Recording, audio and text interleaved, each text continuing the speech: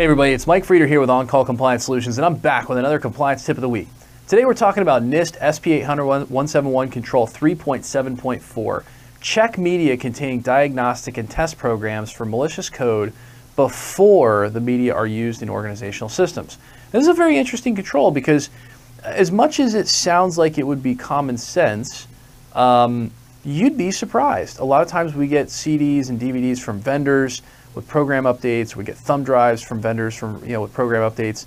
And we don't really think to check those things to make sure that they're actually safe to use in our systems. So, again, depending upon how you're set up, this compliance requirement means we have to check these things before they get put into use. Very smart idea, especially in today's sort of world of cyber attack, right?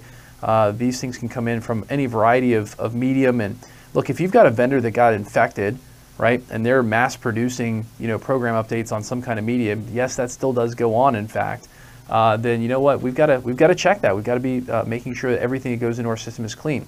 Now, fortunately, there's an easy answer to this. So if we were answering the control in our system security plan, we'd say, hey, it's implemented any media or device that's inserted into an organizational system is sanitized via the endpoint management solution upon insertion or download. Now, if you're wondering, endpoint management solution, hey, look, we refer to the suite of solutions that are going to wind up on your machine to be in compliance as the endpoint management solution for all the individual computers. That's antivirus.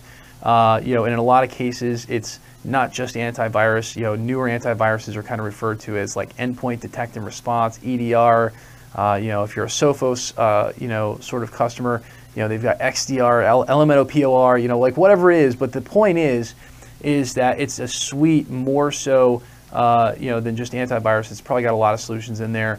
Our suite actually includes a really cool tool that will remotely allow people without servers to do group policy management and other lots of, really cool stuff. So again, your antivirus portion of this should be set up to check media anytime it's inserted or downloaded.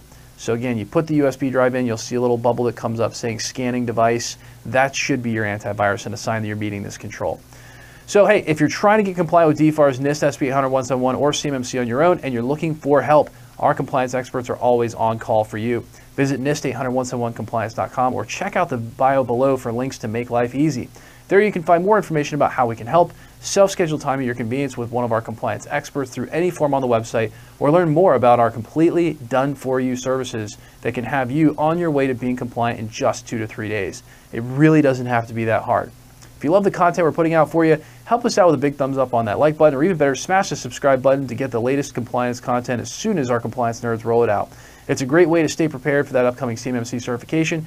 Everybody's going to have to go through it eventually. And until the next compliance tip, my friends, stay safe and secure out there, and hit us in the comments below to let us know what you'd like to know more about when it comes to information security and compliance. I'll see you on the next one.